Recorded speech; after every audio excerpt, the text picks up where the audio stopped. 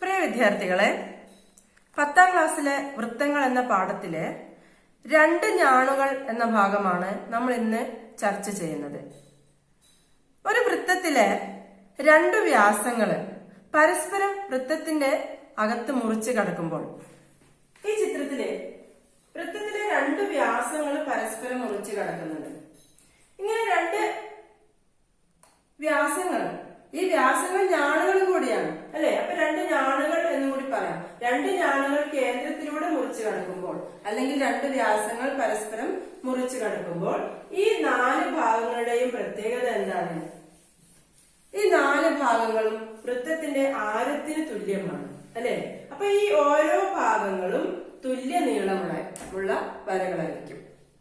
ഇനി ഇത് കേന്ദ്രത്തിലൂടെ അല്ലാതെ രണ്ട് ഞാണുകൾ, ഈ രണ്ട് ഞാണുകൾ വൃത്തത്തിനകത്ത് തന്നെ കേന്ദ്രത്തിലല്ലാതെ, ഇതാണ് വൃത്തകേന്ദ്രം, കേന്ദ്രത്തിലല്ലാതെ മുറിച്ച് കടക്കുകയാണെങ്കിൽ ഈ ഞാണുകളുടെ, ഇവിടെ ഈ രണ്ട് ഞാണുകളും മുറിച്ച് കടക്കുമ്പോൾ രണ്ടും ഈ രണ്ട് ഭാഗങ്ങളായിട്ട് മാറി.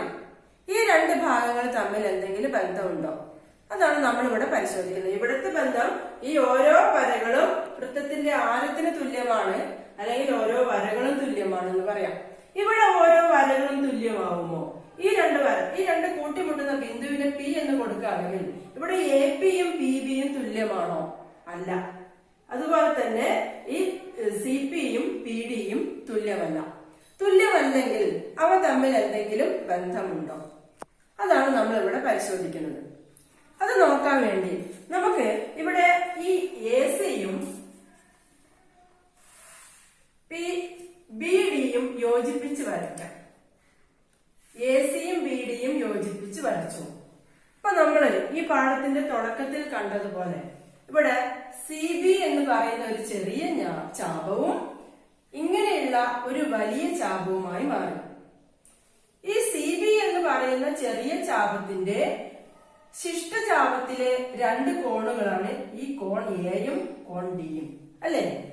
സി ബി എന്ന ചാപത്തിലേക്ക് അതിന്റെ ശിഷ്ടചാപത്തിൽ നിന്ന് വരുന്ന രണ്ട് കോണുകൾ. ഈ കോണുകളുടെ പ്രത്യേകത നമ്മൾ പഠിച്ചു. എന്താണ് ആ കോണുകളുടെ പ്രത്യേകത? കോണുകൾ തുല്യമാണ് അല്ലെ? ഒരു ചാപത്തിന്റെ ശിഷ്ടചാപത്തിലെ ഏതൊരു ബിന്ദുവിലും ഉണ്ടാക്കുന്ന കോണുകൾ തുല്യമാണ്. നമ്മൾ കഴിഞ്ഞ ദിവസം പഠിച്ചതാണ്. അപ്പൊ ഈ രണ്ട് കോണുകളും തുല്യമാണ്. ഇതേപോലെ ഇവിടെ നോക്കിയാട്ടെ, ഇത് വലിയ ചാപം, ഇത് ചെറിയ ചാപം. അങ്ങനെ വരുമ്പോ ഈ ചെറിയ ചാപത്തിന്, സോറി ആ ചാപമല്ല, ഈ ചാപം എടുക്കാം, എ ഡി എന്ന് പറയുന്ന ചെറിയ ചാപവും അതിന്റെ ശിഷ്ടചാപവും അല്ലെ?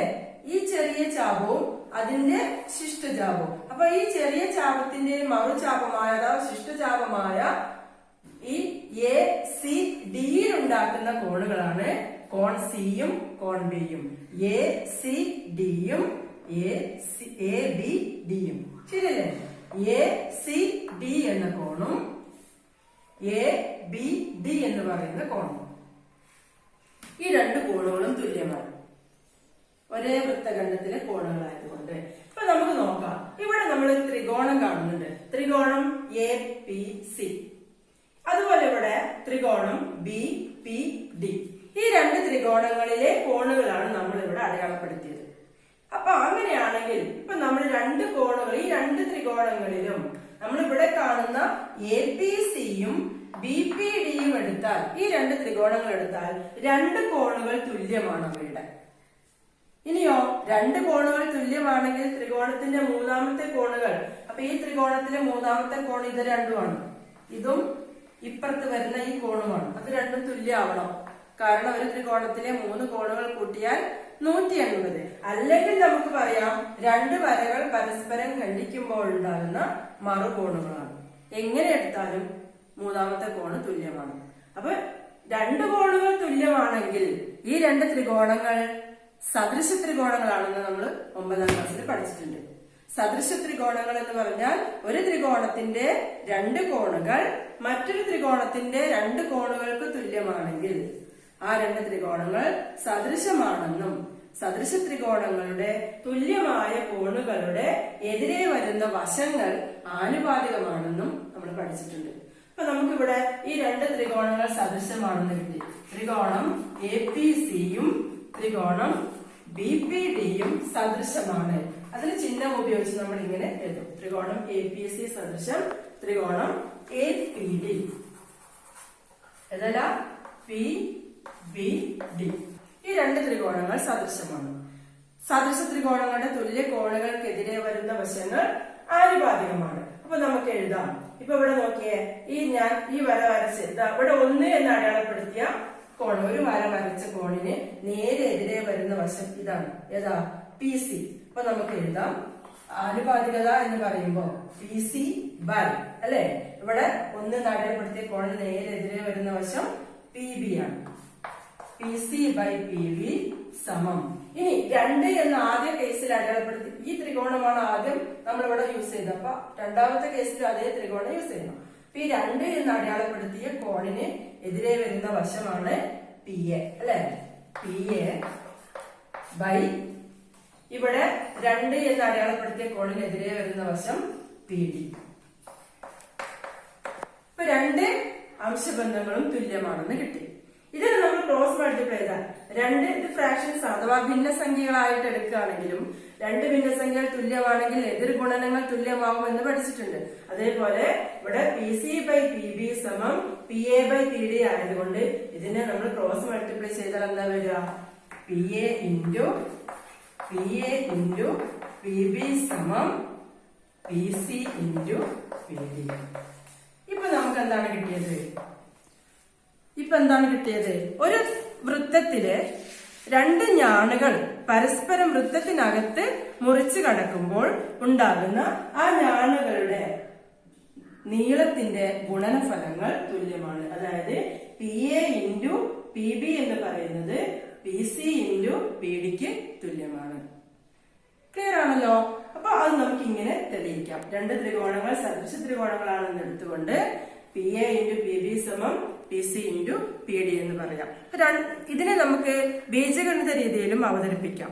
അതായത് 2 നീളങ്ങളുടെ ഗുണനഫലത്തിനെ പരപ്പളവായിട്ട് കാണാമല്ലോ. അങ്ങനെ വരുമ്പോ ഇവിടെ ഈ ചിത്രത്തിൽ തന്നെ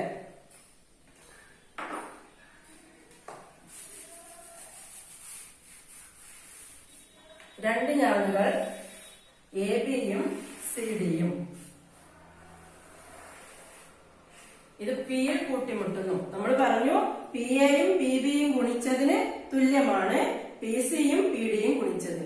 ഇതിനെ നമ്മള് ചതുരത്തിന്റെ നീളവും വീതിയും ഗുണിച്ചാൽ ചതുരത്തിന്റെ പരപ്പളവായി ആ ഒരു രീതിയിലേക്ക് ജോമെട്രിക്കലായിട്ട് ഇതിനെ പറയാം. എങ്ങനെയാ?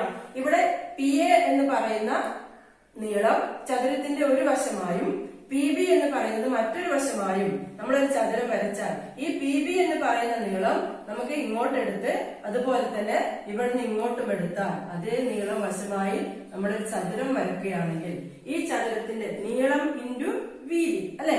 നീളം ഇൻറ്റു വീതി ഇതിന്റെ പരപ്പളവാണ് കിട്ടുക. ഈ നീളം ഇൻറ്റു ഈ 2 നീളങ്ങളുടെ ഗുണനഫലം എന്തിനു തുല്യമാണ്? ഈ 2 നീളങ്ങളുടെ ഗുണനഫലത്തിന് തുല്യമാണ്. അപ്പൊ അങ്ങനെ വരുമ്പോ ഈ നീളവും ഈ വീതിയും എടുത്ത മറ്റൊരു ചതുരം നിർമ്മിച്ചാൽ, അല്ലെ, നമുക്ക് എന്ത് ചെയ്യാം? ഇതേ നീളം എടുത്ത് ഇങ്ങോട്ടേക്ക് ഒരു ചതുരം വരച്ചാൽ ഈ ചതുരത്തിന്റെ പരപ്പളവും ഈ ചതുരത്തിന്റെ പരപ്പളവും തുല്യമായിരിക്കും. ക്ലിയർ ആണല്ലോ? ഈ നീളം ഇൻറ്റു വീതി അതുപോലെ തന്നെ നീളം ഇൻറ്റു വീതി. അപ്പൊ ഈ 2 ചതുരങ്ങളുടെയും പരപ്പളവുകൾ തുല്യമായിരിക്കും. ഇത് വെച്ച് നമുക്കിനി നിർമ്മിതികളുണ്ട്, ചിത്രം വരയ്ക്കാനുണ്ട്. അതുമായി ബന്ധപ്പെട്ട ഒരു ചിത്രം നമുക്ക് ആദ്യം ചർച്ച ചെയ്യാം.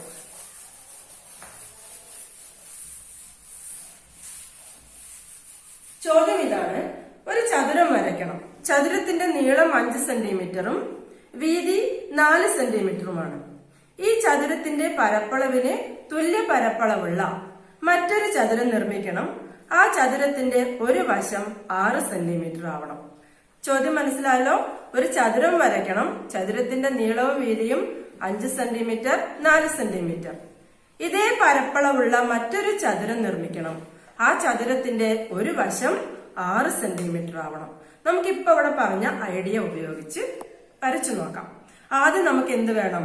ഒരു ചതുരം വരയ്ക്കണം. 5 സെന്റിമീറ്റർ നീളവും 4 സെന്റിമീറ്റർ വീതിയുമുള്ള ഒരു ചതുരം നിർമ്മിക്കുക. ഇപ്പൊ നമ്മൾ എന്ത് ചെയ്യണം? 5 സെന്റിമീറ്റർ ഒരു വശം വരയ്ക്കാം. ചതുരത്തിന്റെ നീളം 5 സെന്റിമീറ്റർ. ഇനി വീതി 4 സെന്റിമീറ്റർ. നമ്മൾ എന്ത് ചെയ്യണം? മട്ടം ഉപയോഗിച്ച് 4 സെന്റിമീറ്റർ വരയ്ക്കണം. ഇനി വീണ്ടും വീതി 5 സെന്റിമീറ്റർ.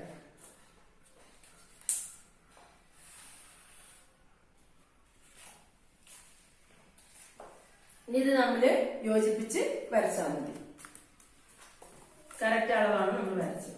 അത് 90 ഡിഗ്രി വരും. ചതുരം കിട്ടി. നീളവും വീതിയും 5ഉം 4ഉം. ഇത് 5 സെന്റിമീറ്റർ ആണ്, ഇത് 4 സെന്റിമീറ്റർ ആണ്. നമ്മൾ പറഞ്ഞ തത്വത്തിലേക്ക് എത്താൻ വേണ്ടി നമ്മൾ എന്ത് ചെയ്യുന്നു? ഈ വര ഒന്ന് നീട്ടി വരയ്ക്കുന്നു. ഇതില് ഇവിടെ വീതി 4 സെന്റിമീറ്റർ ആണ്.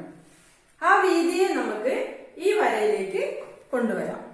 4 സെന്റിമീറ്റർ നീളം അല്ല, വീതിയെ 4 സെന്റിമീറ്റർ വീതി നമ്മൾ ഈ വരയില് ഇവിടെ മാർക്ക് ചെയ്തു.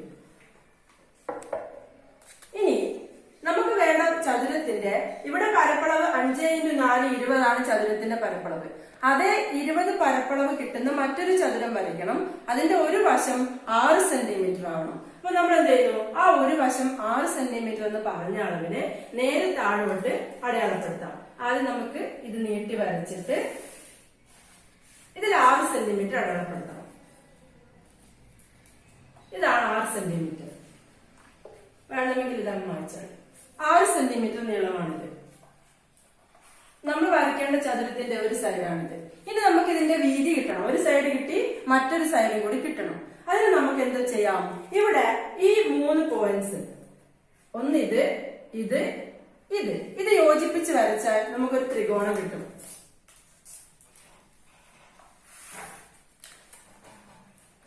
ഒരു ത്രികോണത്തിന് പരിവൃത്തം വരയ്ക്കാൻ നമുക്കറിയാം. പരിവൃത്ത കേന്ദ്രം എങ്ങനെ കണ്ടുപിടിക്കാം? പരിവൃത്ത കേന്ദ്രം കിട്ടാൻ ഏതെങ്കിലും 2 വശങ്ങളുടെ ലംബ സമഭാജി വരയ്ക്കണം. അപ്പൊ നമുക്ക് ഈ ഒരു സൈഡിന്റെ ലംബ സമഭാജിയാണ് വരയ്ക്കുന്നതെങ്കിൽ ഇതിന്റെ പകുതിയിലധികം നമ്മളിങ്ങനെ ചാപങ്ങൾ വരയ്ക്കും. 2 വശത്തുനിന്നും ഒരേ അളവിൽ.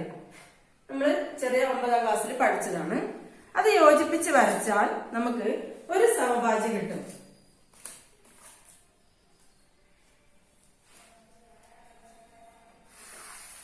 ഒരു സമഭാജി കിട്ടി. ഇനി മറ്റൊരു വശത്തിനും കൂടി ലംബ സമഭാജി വരയ്ക്കണം. അപ്പൊ ഇതിന്റെ ഈ നീളത്തിന്റെ പകുതിയിലധികം എടുത്തു.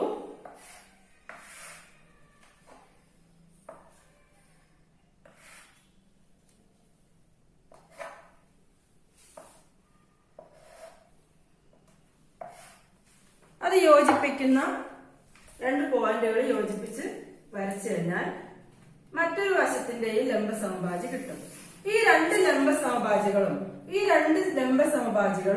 ഇങ്ങനെ ഒരു പോയിന്റിൽ കൂട്ടിമുട്ടി. അതിലൂടെ നമുക്ക് ഈ 3 പോയിന്റിലൂടെ കടന്നു പോകുന്ന ഒരു വൃത്തം വരയ്ക്കാം.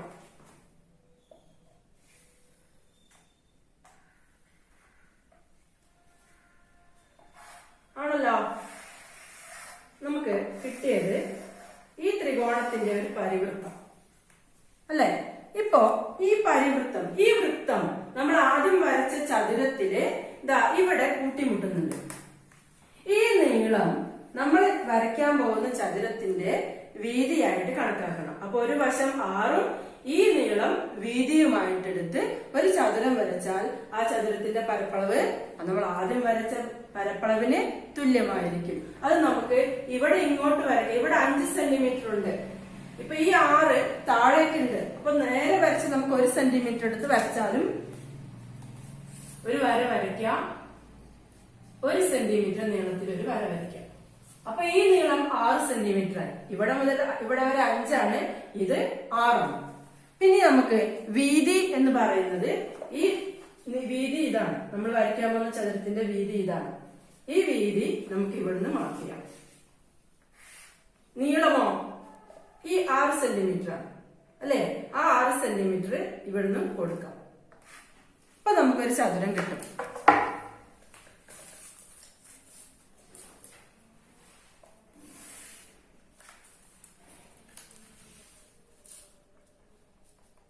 ഇപ്പൊ വരച്ച ഈ ചതുരം, ആദ്യം വരച്ച ചതുരത്തിന്റെ അതേ പരപ്പളവായിരിക്കും. ഇതിന്റെ ഒരു വശം 6 സെന്റിമീറ്റർ ആയിരിക്കും.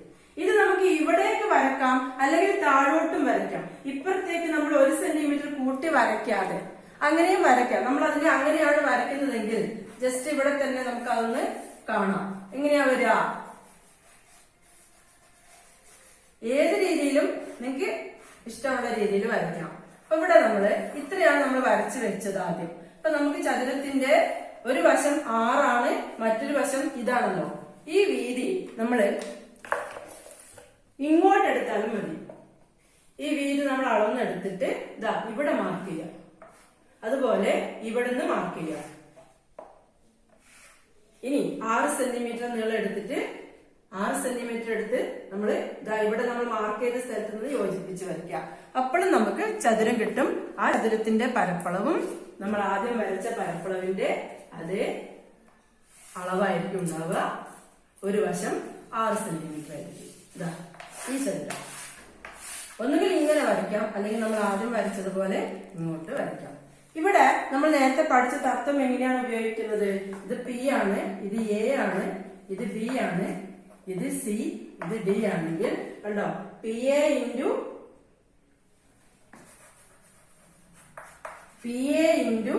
പി ബി സമം P C into P D. അതായത് ഈ ആദ്യം വരച്ച ചതുരത്തിന്റെ നീളം ഇൻറ്റു വീതി അല്ലെ, അതാണ് നമ്മള് ഇപ്പൊ വരച്ച ചതുരത്തിന്റെയും ഈ നീളം എന്ന് പറയുന്നത്. ഈ നീളവും വീതിയുമാണ് ഈ നീളവും ഈ വീതിയും അല്ലെ. ഈ നീള 4 സെന്റിമീറ്റർ ആണ് നമ്മൾ ഇങ്ങോട്ടേക്ക് വരച്ചത്. അപ്പൊ നീളം ഇൻറ്റു വീതി എന്നുള്ളത് ഇങ്ങോട്ട് മാറി നീളം ഇൻറ്റു വീതി. അപ്പൊ ആദ്യത്തെ ചതുരത്തിന്റെ പരപ്പളവ്. ഇനി മറ്റേ ചതുരത്തിന്റെതോ നീളം ഇൻറ്റു വീതി ഇപ്പുറത്ത് വരുന്നത് ഈ നീളവും ഈ വീതിയും. അപ്പോ P A into P B സമം P C into P D എന്നുള്ള ആ ഒരു ഐഡിയ ഇവിടെ വരും. ക്ലിയർ ആണല്ലോ? ഇതുപോലെ നമുക്ക് ഇനിയും ചോദ്യങ്ങളുണ്ട്, നിങ്ങൾക്ക് ചെയ്തു നോക്കാം. ഇപ്പൊ നമ്മൾ പറഞ്ഞത്, ഇപ്പൊ നമ്മൾ പഠിച്ചൊരു തത്വം, ഒരു വൃത്തത്തിന് പരസ്പരം ലംബമല്ലാത്ത അല്ലെങ്കിൽ വ്യാസത്തിലൂടെ അല്ലാതെ കടന്നു പോകുന്ന 2 ഞാണുകൾ എ ബി സി ഡി, ഇവ മറ്റൊരു ബിന്ദുവിൽ കൂട്ടിമുട്ടുമ്പോ ഈ 2 നീളങ്ങളുടെ ഗുണനഫലവും ഈ 2 നീളങ്ങളുടെ ഗുണനഫലവും തുല്യമാണെന്നാണ് പറഞ്ഞത്. ഇതിനെ നമ്മളൊരു മറ്റൊരു രീതിയിൽ ചിന്തിച്ചാൽ, അതായത് നമ്മളൊരു വൃത്തം വരയ്ക്കുന്നു. ഈ വൃത്തത്തില് നമുക്കൊരു വൃത്തം വരയ്ക്കാം.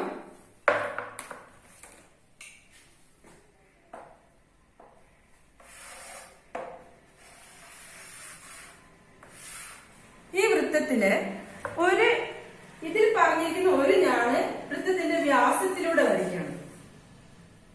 വൃത്തത്തിന്റെ വ്യാസത്തിലൂടെ, വ്യാസമായിക്കൊണ്ട് വരയ്ക്കുക, കേന്ദ്രത്തിലൂടെ വ്യാസമായിക്കൊണ്ട് വരയ്ക്കുന്നു. ഇനി രണ്ടാമത്തെ ഞാണ് ഈ വ്യാസത്തിന് അല്ലെങ്കിൽ ഈ ഞാണിന്, കേന്ദ്രത്തിലൂടെയുള്ള ഞാണിന് ലംബമായിക്കൊണ്ട്, നമ്മളെ കുത്തനെ ലംബമായിക്കൊണ്ട് മറ്റൊരു ഞാണ് വരയ്ക്കുന്നു. അപ്പൊ ഇവിടെ നമ്മൾ പഠിച്ച തത്വം P A into P B സമം P C into P D എന്നാണ് അല്ലെ. അതേപോലെ നമ്മൾ ഇവിടെ പേര് കൊടുക്കുന്നു A B C D P. ഇവിടെ വൃത്തത്തിനകത്ത് ഒരു ബിന്ദുവിലാണ് ഈ 2 ഞാണുകൾ കൂട്ടിമുട്ടിയത്. അപ്പൊ ഈ തത്വത്തിന് മാറ്റമൊന്നുമില്ല. എന്ത് തന്നെയാ? P A into P B സമം P A into P B സമം P C into P D എന്ന് തന്നെയാണ്. ഇവിടെ ഒരു പ്രത്യേകത, ഈ സി ഡി എന്ന് പറയുന്ന ഞാണ്, ആ ഞാണിലേക്ക് കേന്ദ്രത്തിലൂടെ വരയ്ക്കുന്ന മറ്റൊരു ഞാണ്, കേന്ദ്രത്തിലൂടെ ഇത് ലംബമായി വരയ്ക്കുക എന്ന് നമ്മൾ പറഞ്ഞു.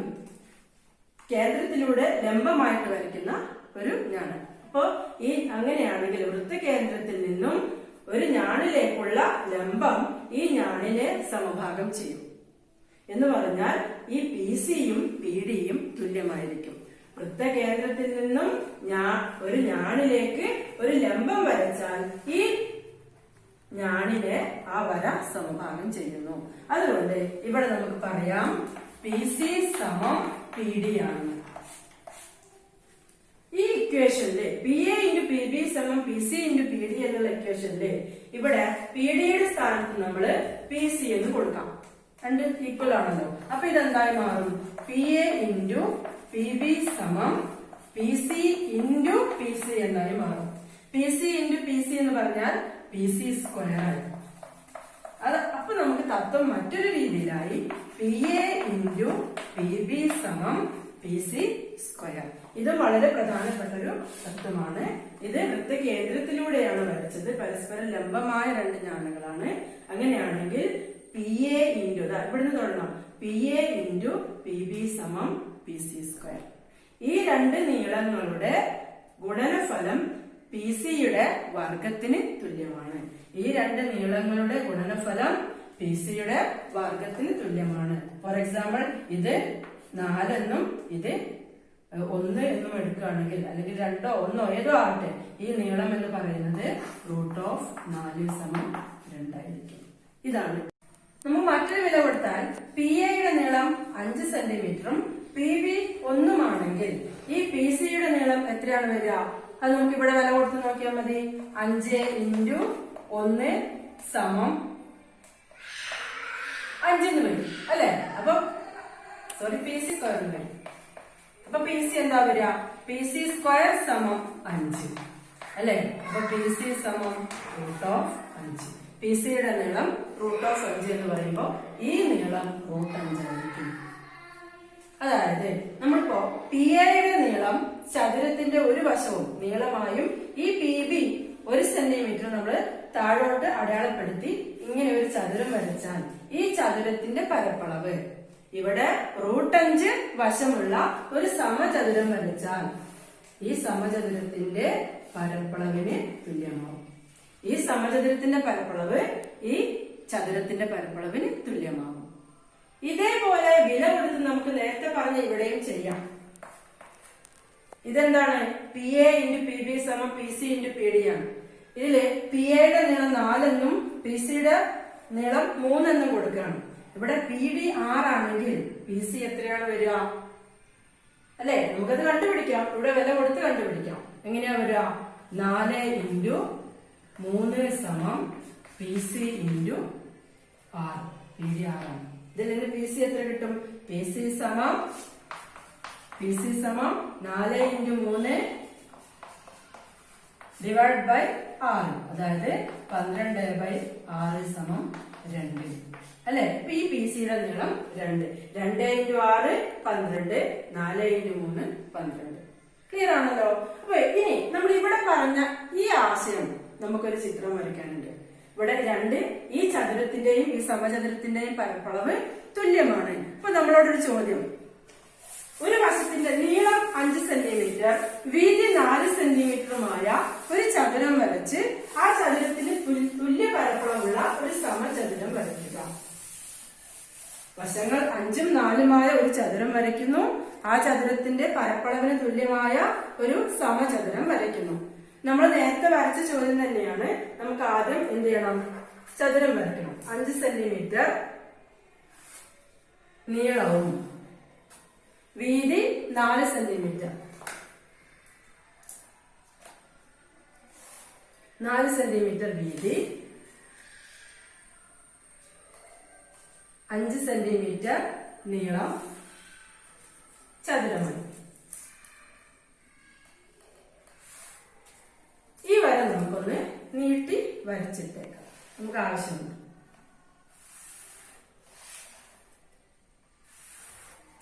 നമ്മൾ ചതുരം വരച്ചു കഴിഞ്ഞു. 5 സെന്റിമീറ്റർ നീളവും 4 സെന്റിമീറ്റർ വീതിയും. നമുക്ക് എന്ത് വേണം? ഈ വീതി എന്ന് പറയുന്ന നീളത്തെ നമ്മൾ ഈ താഴെയുള്ള വരയിലേക്ക് എത്തിക്കണം. അതിന് നമുക്ക് എന്ത് ചെയ്യാം? ഈ നീളം ഇങ്ങനെ എടുത്ത് 4 സെന്റിമീറ്റർ എടുത്ത് ഇവിടെ നിന്ന് നമ്മൾ ഇവിടെ മാർക്ക് ചെയ്യും. ഇവിടെ ഈ നീളം ഇത്രയും വരെയുള്ള നീളമാണ് 4 സെന്റിമീറ്റർ. ഇനി നമുക്ക് എന്ത് വേണം? ഈ നീളത്തില് ഇത് വ്യാസമായിക്കൊണ്ട് നമുക്ക് പേര് കൊടുക്കാം. ഇത് A, ഇത് B, ഇത് P ആണ്. അങ്ങനെയാണെങ്കിൽ AB വ്യാസമാകുന്ന ഒരു വൃത്തം വരയ്ക്കണം, അല്ലെങ്കിൽ അർദ്ധവൃത്തം വരയ്ക്കണം. AB വ്യാസമാകുന്ന അർദ്ധവൃത്തം. അങ്ങനെയാണെങ്കിൽ അതിന്റെ കേന്ദ്രം കണ്ടുപിടിക്കണം. നമ്മൾ എങ്ങനെ കേന്ദ്രം കണ്ടുപിടിക്കും? ഒരു വരയുടെ മധ്യബിന്ദു കണ്ടുപിടിക്കണം അല്ലെ? ഈ വരയുടെ മധ്യബിന്ദു കണ്ടുപിടിക്കാൻ ഇതാണ് നമ്മുടെ നീളം. ഇതിന്റെ പകുതിയിലധികം എടുത്തിട്ട് നമ്മൾ എന്ത് ചെയ്യുന്നു? 2 ചാപഭാഗങ്ങൾ വരയ്ക്കുന്നു. കേന്ദ്രം കിട്ടി. ഇത് 2 യോജിപ്പിച്ച് വരച്ചാൽ കേന്ദ്രം കിട്ടും. ഇത് നമ്മൾ ഫുള്ളായിട്ട് വരക്കണമെന്നില്ല, വേണമെങ്കിൽ ഡോട്ട് ലൈൻ ഇട്ട് വരച്ചാലും മതി. ഇതാണ് കേന്ദ്രം, നമുക്ക് വരയ്ക്കേണ്ട അർദ്ധവൃത്തത്തിന്റെ കേന്ദ്രം. ഇവിടെ കോമ്പസ് വെച്ച് നമ്മൾ എന്ത് ചെയ്യുന്നു, ഈ നീളം ആരമാക്കിക്കൊണ്ട് നമ്മൾ ഇതുപോലെ ഒരു അർദ്ധവൃത്തം വരയ്ക്കുന്നു അല്ലേ. ഇപ്പൊ ഈ അർദ്ധവൃത്തം, ഈ വര അർദ്ധവൃത്തത്തിൽ നമ്മൾ ഈ ചതുരത്തിന്റെ ഈ സൈഡ് നീട്ടി വരച്ചാൽ ഈ അർദ്ധവൃത്തത്തിൽ കൂട്ടിമുട്ടും. ആ നീളമാണ് നമുക്ക് ആവശ്യപ്പെട്ട സമചതുരത്തിന്റെ വശം. ഇപ്പൊ ഇത് 5 ആണ്, ഇത് 4 ആണ്. അപ്പൊ 5 × 4 എന്ന് പറയുമ്പോ ഈ നീളത്തിന്റെ വർഗമാണ് കിട്ടുക. അപ്പൊ ഈ നീളം എന്ന് പറയുന്നത് റൂട്ട് ഓഫ് ഏതാ വരിക, 5 × 4 20. ഇത്രയും വരെയുള്ള നീളം റൂട്ട് 20 ആണ് വരിക. അപ്പൊ നമ്മൾ വരയ്ക്കുന്ന സമചതുരത്തിന്റെ പരപ്പളവ് വശം റൂട്ട് 20 ആണെങ്കിൽ അതിന്റെ പരപ്പളവ് 20 എന്ന് വരും. ഇനി ഇത് നമ്മൾ എങ്ങനെ വരയ്ക്കും, ഈ നീളം നമ്മൾ അളന്നെടുക്കുക. ഈ അർദ്ധവൃത്തത്തില് ഈ വര കൂട്ടിമുട്ടിയ ഈ നീളമാണ് റൂട്ട് 20. അത് അളന്നെടുത്ത് നമ്മൾ ഇവിടെ നീട്ടി വരച്ച് ഈ വരയിൽ കൊടുത്തു, അവിടുന്ന് ഇങ്ങോട്ട് കൊടുത്തു. ഒരേ നീളമാണ്, സമചതുരമാണ് വരയ്ക്കുന്നത്. അപ്പൊ നമുക്കത് യോജിപ്പിച്ച് വരച്ചാൽ ഒരു സമചതുരം കിട്ടും. ഈ സമചതുരത്തിന്റെ പരപ്പളവ് നമ്മൾ ആദ്യം വരച്ച ചതുരത്തിന്റെ പരപ്പളവിന് തുല്യമായിരിക്കും. അതായത് ഇവിടെ എത്ര ഉണ്ടാവുക, 20. വശം റൂട്ട് 20 ആണ്, പരപ്പളവ് 20 സെന്റിമീറ്റർ സ്ക്വയർ ആണ് കിട്ടുക. ഇതിന് വേണമെങ്കിൽ നമുക്കൊന്ന് ഷെയ്ഡ് ചെയ്ത് കാണിക്കാം. ഇപ്പൊ ഈ അർദ്ധവൃത്തം നമ്മൾ ഇങ്ങനെ വരച്ചത് വേണമെങ്കിൽ താഴോട്ട് വരയ്ക്കാം. അപ്പൊ ഇങ്ങോട്ട് യോജിപ്പിച്ച് താഴെ സമചതുരം വരയ്ക്കാം. അതൊക്കെ നമ്മുടെ സൗകര്യം പോലെ വരയ്ക്കാം. ഇത് വളരെ പ്രധാനപ്പെട്ട ചിത്രമാണ്. ഇനി ഇതുമായി ബന്ധപ്പെട്ട ഇനിയും കുറെ ചിത്രങ്ങളുമുണ്ട്, പ്രവർത്തനങ്ങളുമുണ്ട്.